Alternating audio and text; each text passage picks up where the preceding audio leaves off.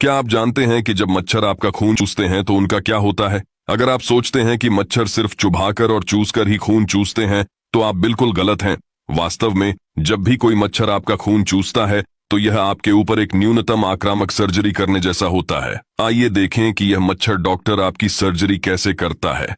सबसे पहले ये चुपचाप आपकी त्वचा पर उतरेगा। आपके द्वारा देखे जाने से बचने के लिए आपके निचले मुंह की स्थिति का पता लगाने के बाद ये आपको सुन्न करने के लिए सोच समझकर मुंह से कफ थूक देगा। सर्जरी के दौरान आपको झुनझुनी की अनुभूति होती है। इसके बारे में क्या ख्याल है?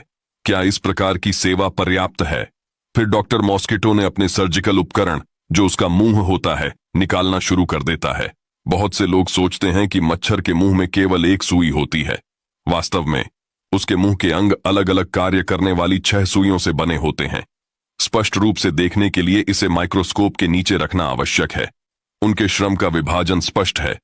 2 सबसे बाहरी दांतेदार सुइयां आपकी त्वचा को काटने के लिए जिम्मेदार हैं।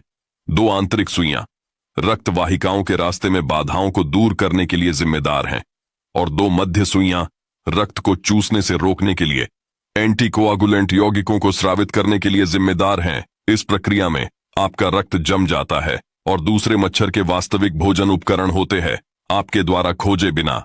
यह लालच से आपका खून चूसेगा जब तक कि इसका पेट फूलकर अपने आकार से कई गुना न हो जाए। इस प्रक्रिया में यह इस सुई के माध्यम से वायरस को आपके रक्त प्रवाह में भी इंजेक्ट करता है। इतना ही नहीं, अधिक रक्त प्राप्त करने के लिए यह रक्त चूसने की प्रक्रिया के दौरान शरीर से अतिरिक्त पानी बाहर निकाल देगा। यह तब तक खाएगा और शौच करेगा जब तक इसका पेट फटने वाला न हो जाए, और फिर यह संतुष्टि के साथ निकल जाएगा। ज्यादातर मामलों में जब तक आप अपनी त्वचा में झुनझुनी और खुजली महसूस करते हैं, तब तक मच्छर उड़ चुका होता है। यह संवेदनाहारी दवा के गुजरने के बाद आपके शरीर की प्रतिरक्षा प्रतिक्रिया के कारण होता है। यहां देखें, क्या हमें किसी पेशेवर मच्छर चिकित्सक की प्रशंसा करनी चाहिए? अंततः क्या आप जानते हैं कि यदि मच्छर विलुप्त हो गए तो क्या होगा?